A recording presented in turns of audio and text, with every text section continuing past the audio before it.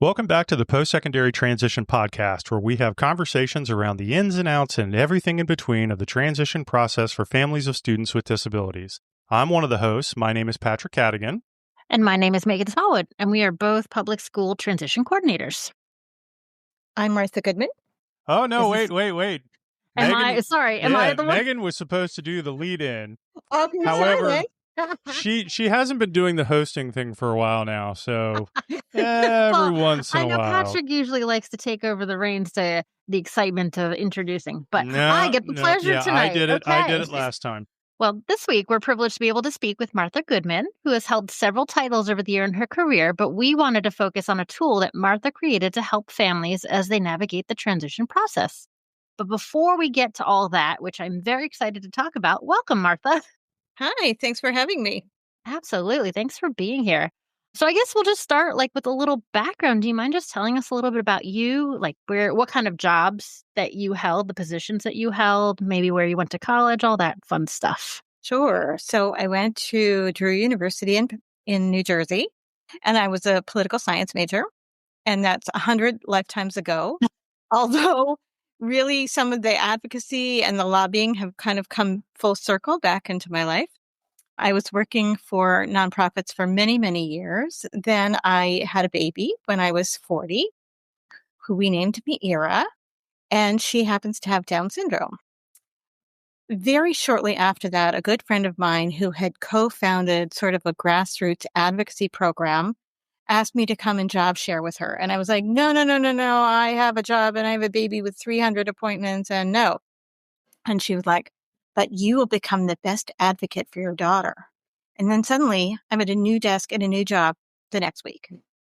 And now it's over 20 years later. And it's been a wonderful experience of working with families and learning a lot of things. And yes, becoming the best advocate that I could be for my daughter. I love how you turned your college experience into how it helps you now, because it's so interesting to me. And I know Patrick has lived this when you start with a different career and now you've ended up in a whole different world just because of the way life happens. But it's so cool to see how it all kind of comes together.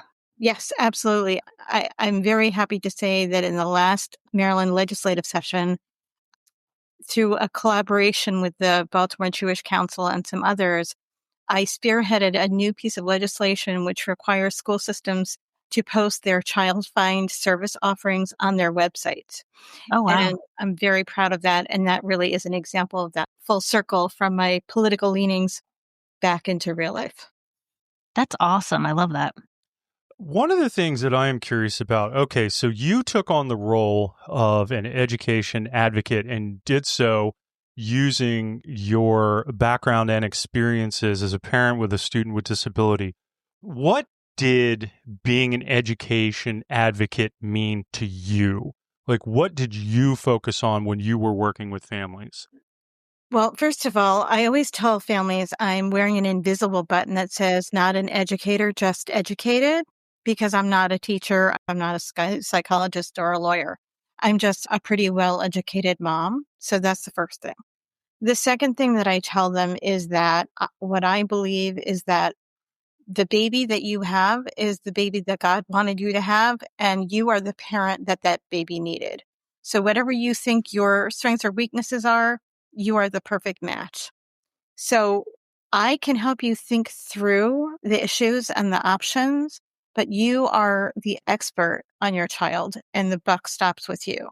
So my job is to listen really well to the parents of what's important to them and what they're working on, and then explain from my vantage point what I think their options are. And then when they pick it, then help them go full speed in that direction, whatever that direction might be. There have been a couple times, I guess, in 20 years where I felt so strongly that we were not on the same page that we needed to part ways, but that almost never happens. I feel like that aligns with what we try to do within the school system, because I have so many parents who ask, well, what do you think? What is the best option? What should I do? And just like you said, I am there to present all the options, all the resources, but I always bring it back to what's going to work best for you and your family. And I had a parent one time remind me, that they are going to be that one constant in their child's life after they leave school at 21. So they have to be the ones to make the decisions that they're going to reap. And it's just so important that the parents, and I know how scary it can be and overwhelming, but they really need to have that say in things. Yeah, absolutely. Absolutely. I think it's a big part of the work is to make sure that everyone's understanding one another, both, on a language level, but also on a values level, and to be sure that everyone gets their voice. Everyone gets to say what's important to them around the table. Right. Before I took on the role of being a transition coordinator, one of the things that I had learned over being in the system for almost like 10 years, and it was actually one of the reasons why Meghan and I connected in order to be able to do the podcast, was that usually the people that are best at what they do in this role are those people who have had those experiences, but whether it be a child or another family member or a close family friend or something like that. So I always feel like I am the person who is on the outside looking in, but use those relationships and those stories and all of the things that I've heard about. And then that makes me, try to like focus in more on what is important. So I've always found that very valuable. Well, and I think that comes in handy too, Patrick, when we have these conversations, because like Martha said, the language is a big piece of it. And Patrick will flat out ask, what does that mean? Like, let's break it down. And I think a lot of times families or parents are afraid to ask that when they're sitting at an IEP meeting with a whole table of people who are just nodding in agreement because they know these acronyms and everything. So I think that's so important for the parent to say, I need this broken down, or just to have that resource to break it down and give them the proper language. And then on the other side, I know you mentioned about respect. I know in the 21 years that I've been doing this, that, the respect of a family's culture is very big in how they move forward with things. And I've had to learn, like, they have a reason and their family like believes this is what they should be doing. And like you said, sometimes I just have to present it and respect what they decide. Mm-hmm. Yeah, I think that's absolutely right. And the more they feel understood, I think the more willing they are to sort of accept what you're offering. Yes. Yes, absolutely. And I know when you build that relationship, like Patrick was saying, they do feel more comfortable to let you in a little bit more and to hear a little bit more about what you are trying to explain to them. Mm-hmm. Yeah, absolutely. Absolutely. Well, and along the lines of asking those questions, now, one of the things, Martha, that I heard you say that I didn't quite pick up on, your daughter's name again is, how do you pronounce it? Yes. MEIRA, like Madeira wine, but MEIRA. That's beautiful. Thank you. And It means to illuminate. Oh, I love that. well, and now the Mhm. tool. You're on to me, Yeah, Patrick. You're yeah. on to me. So the tool that you created is the Maryland Education Information Resource and Advocacy.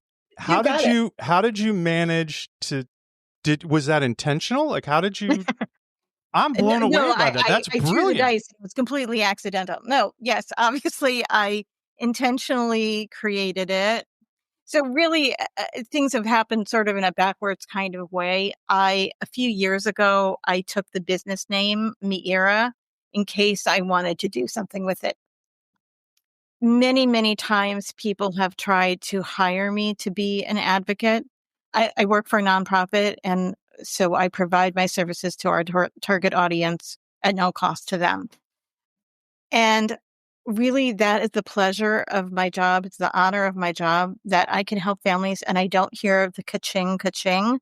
Because if you go and you hire an advocate, so for example, I call a well-known advocacy organization today to get pricing for a family that needs a specific service that I don't offer, $200 an hour. Oh, wow. Okay. So when I'm talking to people and I talk to people at length, ding, ding, ding, ding. And that would break my heart. Mm-hmm. So I never wanted to do that. But nonetheless, I took the business name. Then there was a week when I just was having the same transition planning conversations on repeat. And I said to my son, listen, do you think that we could use AI to make a website that would just ask these 10 or 12 questions and, yes, you did it? Great. No, you didn't do it? Go do it. Put it on your homework list and then print out the homework list at the end. And he was like, sure. And literally 10 minutes later, we had like the rough framework of the thing. And then I was like, well, I guess that should be part of my business. So that's why it became the MEIRA tool. MD Snap, which is the domain name, was the name of my nonprofit project for like 17 or 18 years. And then our organization closed and I was hired by the Phoenix agency, arose out of the ashes of the first one. And we no longer use that name, Maryland Special Needs Advocacy Project. But I had put a lot of work into that name and, school systems knew that name. And so I wanted to retain it. So that's where people can find the tool, mdsnap.org. Awesome. You say, this is something that I want to do. At the end of the day, what is it that you want to accomplish with this tool? Like, give a brief overview, basically, of what it is for those people who don't know, who haven't seen it yet. What? Right, absolutely, which is 99.9% of all humans. So it was really born out of the fact that I can only talk to so many people in a day, week, or year. And yet there are thousands of Maryland families that need this same information every year. And many of them really don't have access to the planning. So, your students all have transition coordinators, right? But for homeschool students, for students in parochial and private schools, they don't have access to transition coordinators. They can very easily be out of the information loop. And a lot of those families are the families that I work with. So it was really just an opportunity to put the information out there in what I thought might be a simple way to a wider audience without my necessarily having to reach all those people, and just let it see if it goes by word of mouth, connecting people to other people that need it. What has started to happen, which is really interesting, is professionals have been calling saying, oh, I used it with, for example, there's a friend of mine who is a dad of a child with Down syndrome, who is also a adolescent pediatrician at Hopkins. And he called and said he'd used it with one of his patients and how helpful it was. I hear from my friends, Patrick and Meghan, that, word is spreading among transition coordinators about the tool. So I'm beginning to wonder if that will really be the real way that it's used, people sort of moderating or mediating the use of it. Some people feel it's super clear. Some people feel like, I don't know what all these things are. And obviously that's a challenge, which is why for most questions it asks, need more information? What is this? Right.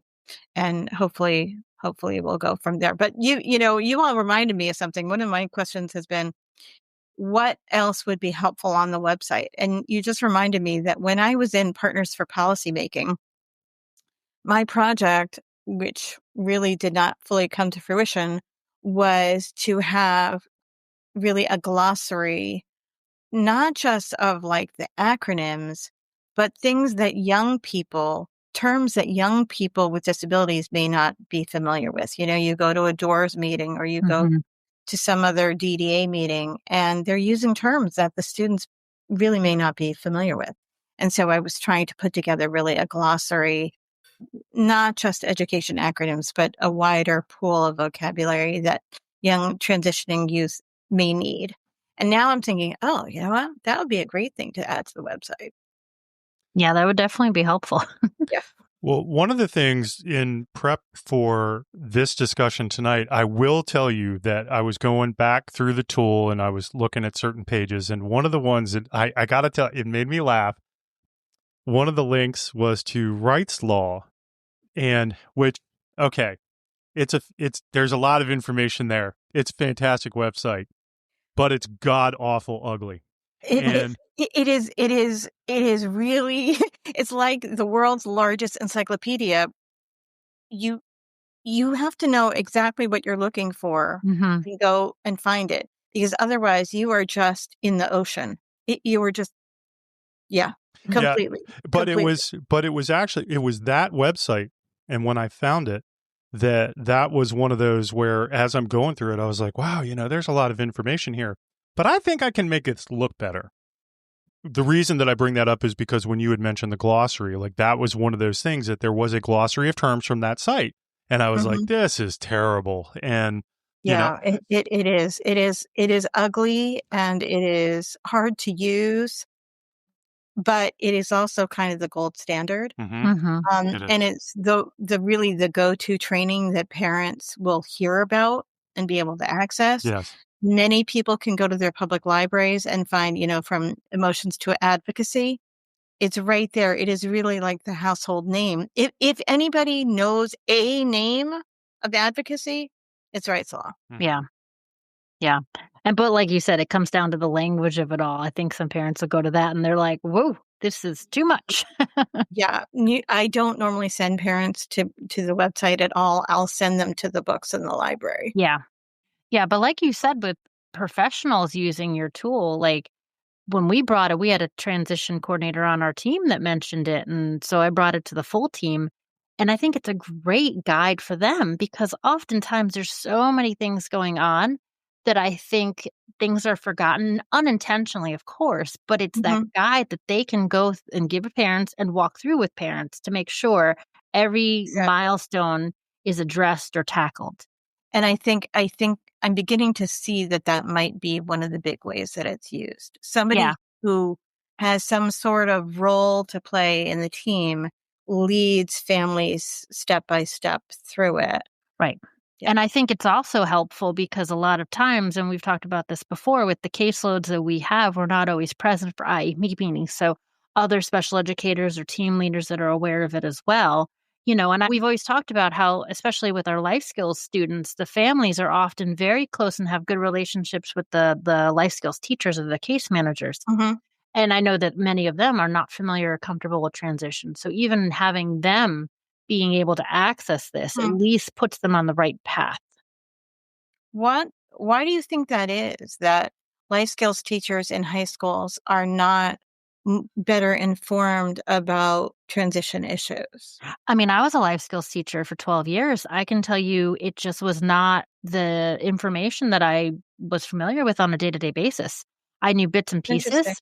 Mm, I wish I had known more, and that's why I got into transition, but I didn't know enough to feel comfortable to tell parents what they should do mhm, next, even though I was the one that talked to them on a daily basis. So that is mhm, something I know within our county, we're really trying to get our life skills teachers more familiar with post-secondary transition, mm, but there's so much already on their plate. I think that's yeah. why, they go That to transition teachers. that was Mhm, one thing that I would have jumped in on and said, there's a couple of things, Martha. One of the things that you had mentioned earlier that I find interesting is that as fantastic as your tool is and as simple as it is to use, it doesn't surprise me at all that parents still walk away with a lot of questions because transition is so individualized.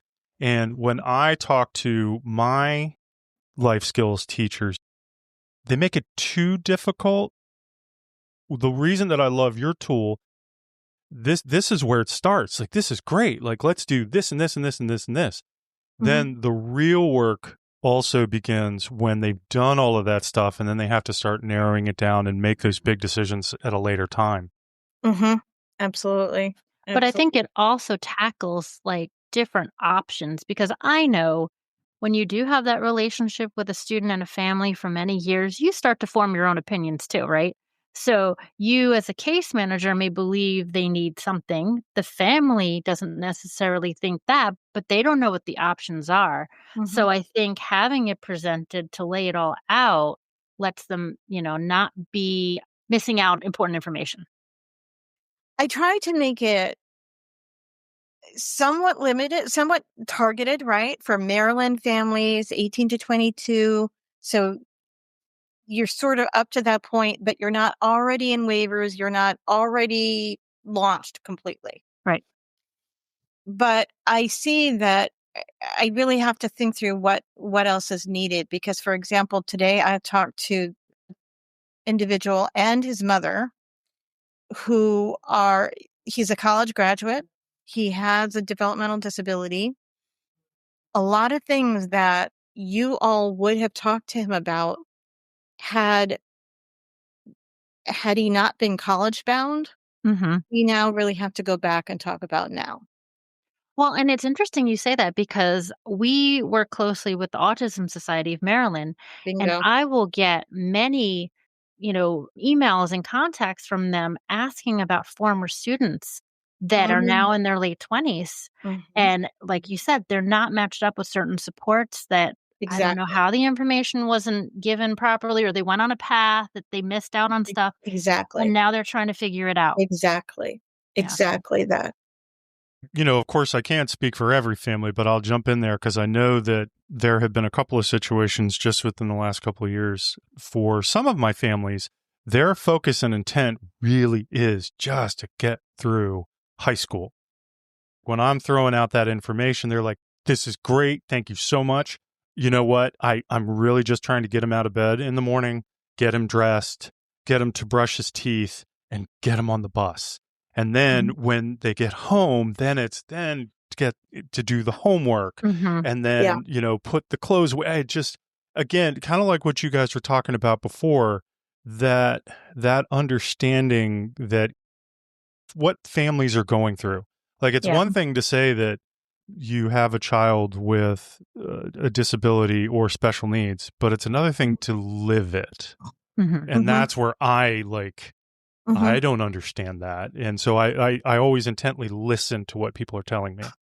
There aren't that many things that I think are mission critical for students while they're still in high school. Yes, applying to DDA early. I advise families to do it when they're little, because then when they're teenagers, they can just do a record review usually, and there's no face-to-face element to it. Hmm. I just think it's a lot easier for families to have applied when the children were young and then update records later. Yeah. So that's one thing. Certainly, pre-ETS is something you want to do when you're in high school, because that's the only time to do it. Being sure that you haven't piled up tons of birthday money in your bank account, right? That's a that's something to watch out for. Be sure your testing is up to date before you leave high school. And I think that's about it. I mean, almost anything else you can deal with later. And those are significant pieces, but they're not really time consuming. Yeah, I think it's just the overall thought of it all and the finality, the Oh school boy, system. yes. I mean, Well, listen, my daughter was in a parochial school program. We all Everyone was on board. We had the funding, was in place for the girl to stay until they were 21. My daughter was among the oldest in the class. We started talking to them about the fall when they were seniors, Mhm. and they all were like, "What are you talking about coming back in the fall? Uniforms? We're done. We're out. What? Like, you guys are." They were very clear that the parents have all lost their minds, because everyone knows seniors are out. And within weeks, this was like in the springtime, within weeks, the class completely collapsed for the fall. Wow. And so everyone was thrown into the, oh my gosh, what are we doing next scenario? And there were 6 or 7 girls in the class, and 3 or 4 did one thing, 2 did something else, and then my daughter left the country. Left the country. She left the country. Oh, wow. Yeah. So those sudden transitions, even if you've known about them for 18 years, they still feel sudden. That's a very, very good point. And that's something we've also told parents too. You could have it all laid out to a T, and Absolutely. it still will not come to fruition like you planned. I feel like that's also been made much more complicated by some of the government and some of the funding Yeah, issues those that are. funding pieces. Yeah. So, Mhm. I mean, we had recently heard families who they knew that there was going to be a gap from the time that they left the school system to the time that Mhm. services started. Yep. But in some cases, those gaps are getting wider and Well, unexpectedly so. yes, absolutely. I mean, thank God we're fine. We are perfectly fine. And MEIRA is great and doesn't need a lot of support for her day-to-day life. But while so she left high school when I was 19, I guess. And so she would have, in theory, under governor's transitioning funding, right? July 1, this summer, when she was 21, she should have been funded. But as we speak, I'm not 100% sure that her budget has been approved even to this minute. Yeah. So, yes, for us, it's not a big problem, but for some families, this would be devastating. Mm-hmm. Absolutely. Yeah. Yeah. Yeah. We had a couple families that were in a situation where they were just waiting and they needed the funding to come in. Well, at one point, they told me, so I guess this was in August or early September, that in our central region, there were, I believe, 540 transitioning youth that should have come online for July 1. And as of that date, only one had come online. Oh my gosh. I And mean, I believe it though. that was a statistic from DDA. That's not me Wow. making something up. Yeah. Well, this was the first year that I've had families tell me they had to go to their local representatives. They had to go Yes. high up. They had to go in person to Baltimore. Yeah. I mean, they had to be the squeaky wheel. And Yes. unfortunately, there was families that didn't know that and were just kind of waiting Well, by. see, this goes right back to that political advocacy part. Mhm. I asked Disability Rights Maryland Yeah. who we should be advocating to Yeah. regarding these delays. And they gave me two names at DDA. And I wrote to them and CC'd some local legislators, as you mentioned, Meghan. Crickets. Wow. DDA did not respond. Yeah. The local legislators did, but not DDA. Interesting. So, yeah, it's tough. Really tough. It's very tough. Yeah. Yeah, it's one of those where we could go down the rabbit hole, but it's Yeah. like, oh, Well, because I have to ask then, what is Mira doing now? Oh, great question. So when she finished high school, she went to Israel for a year to study, and she was working in a nursery school there and doing a lot of volunteer work and being in Israel. She came back and we talked about going to CCBC's single step post-secondary disability program. We love that program. Okay, so MEIRA, she had worked in a nursery school when was in Israel, and she thought that's what she wanted to do. So we did arrange for her to volunteer at the nursery school that's just up the street from her house so she can walk there independently. She leaves so proudly every day. The alarm goes off and she's out like a shot, but they don't pay her. And I thought, okay. And I have a lot of mixed emotions about that, because on the one hand, I know that they could hire somebody with a master's degree, right, to do her job. On the other hand, is it right that she's giving them an actual support and not being paid? So I have a lot of mixed emotions about that.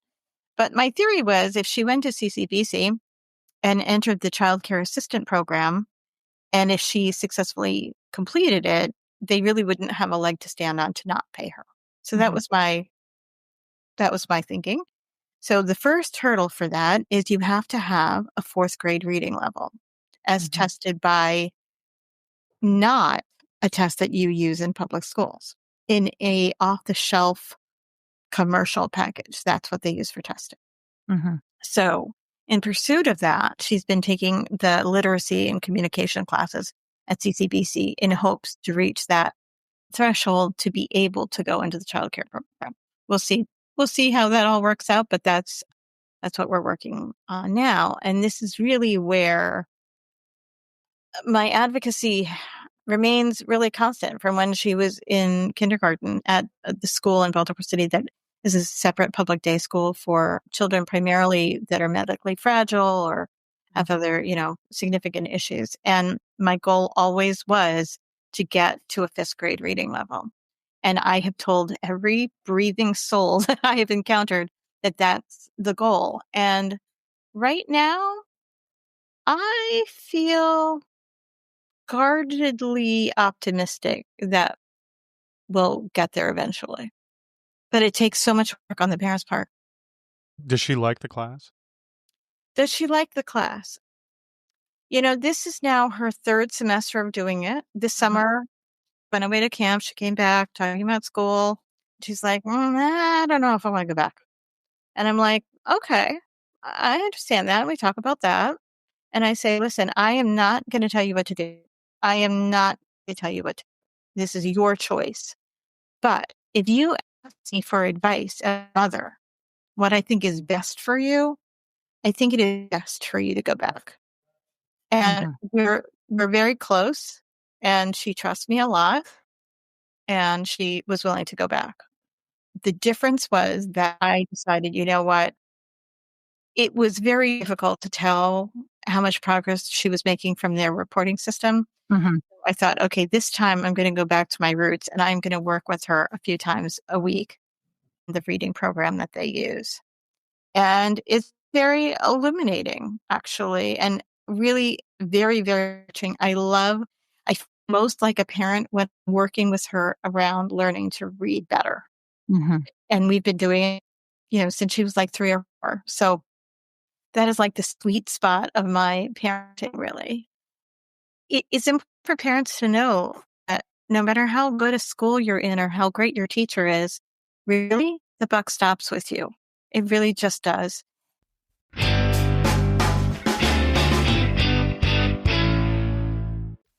Hey there, listeners. Just a quick note. This is where we're going to end the conversation with Martha.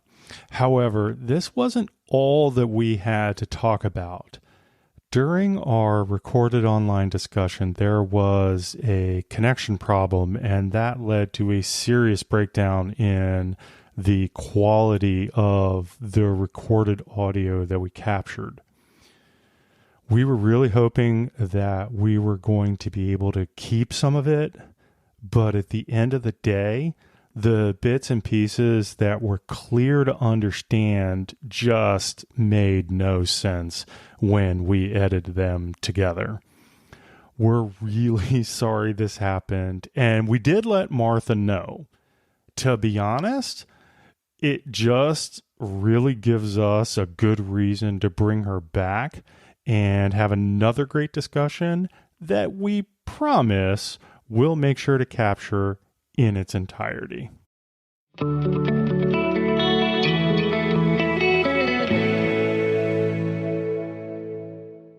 So don't forget that you can find our discussions everywhere: Apple, Spotify, YouTube, Music, and others. So hit that follow button and you won't miss out. Please, if you haven't already done so, consider leaving a review, preferably a 5-star one. It helps you spread the word and helps us because we know you're listening. Links to the information from our conversations are always in our show notes. Our YouTube channel contains curated videos that revolve around transition, including playlists for guardianship, alternatives to guardianship, able accounts, and more to come. And then finally, check out our website, www.postsecondary-transition.com, full of information and links to more resources. Thanks again so much for your time spent with us, and we look forward to talking again with you soon.